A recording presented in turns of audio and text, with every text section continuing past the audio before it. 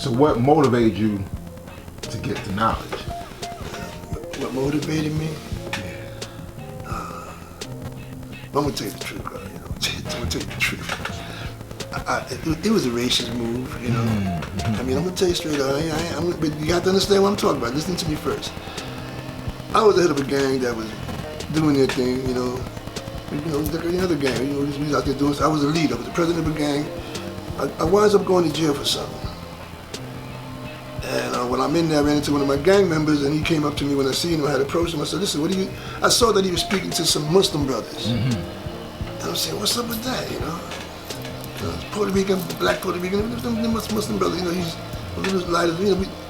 He said, "Yo," I said, "What are you doing talking to them Muslim brothers, man?" He looked at me. He said, went into a square on me, and he looked at me like I could feel his eyes go through me. He said, "You better get the light, my brother, or I will take your head."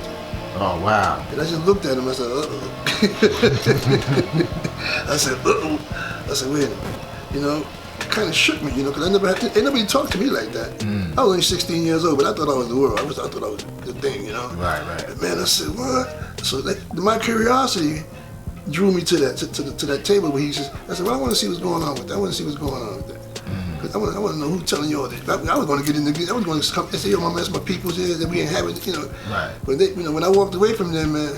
These are Muslims at the time. He was under the Muslim teaching. So I stepped to the table one day, and I listened for a minute. And the reason I said that my motive was racist, because when I first heard, I didn't hear that. They weren't talking about the black man was God. They were just saying the Farad, the law, the Farad move, right? But one thing I heard that really motivate me to accept the knowledge of that Allah is God, not the knowledge of myself, but that Allah is God, was when he said the white man was a devil. I said, "Oh, hell yeah." I said, Right. This is me. Right. What's up? What I gotta do, I was in there for doing some things, you know what I'm saying? I don't want to say it on film, but I already did that already when I went to when I went to Georgia and opened my mouth. I don't know why I went to jail. Oh man, that shit went viral. But I was young, when you're young like that, and when I was in there during the time that I was in prison, I was all shot up because they had shot me up, and I survived that, Wow, you had gotten shot at 16. At 16, I got shot up, they drive by, and but I was meant for Allah. I was meant for Allah. You know what I'm saying? So you when I found out that the white man was a devil, I said, "Hallelujah." So this is for me. This is my team here, you know what I'm saying? But I did that, and that's why I say that was a racist move, which is something that, I'm not racist, God. Allah told us not to be that way. Because you could be racist even though it's not grown into you. You could be born a racist, or it could be taught to you. Right. This is what we were just taught to be racist by our suffering and not having no one to turn to. Other than that, I'm not racist. I understand the science of everything that I know. Well, because you have went through that, and you have learned it later on. And back then we used to fight a lot of white people. It wasn't a lot of black folk.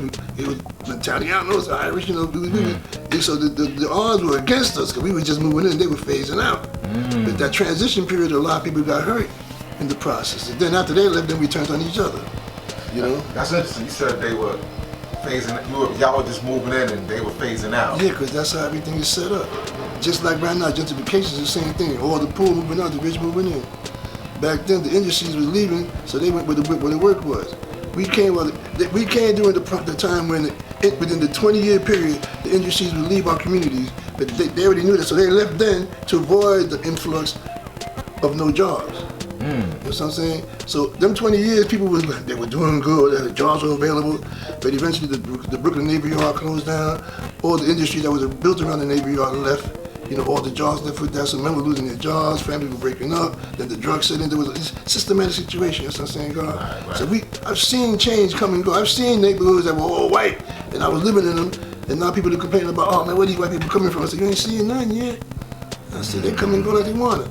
That's why Allah told us, if you want to be a part of this on a high scale, as high as you can go, you got to go to jail and learn as many sciences as we can as a nation.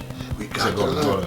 We got to go to school. Go to school. You say jail. Go to schools. You know what I'm saying? Right. Got to do something.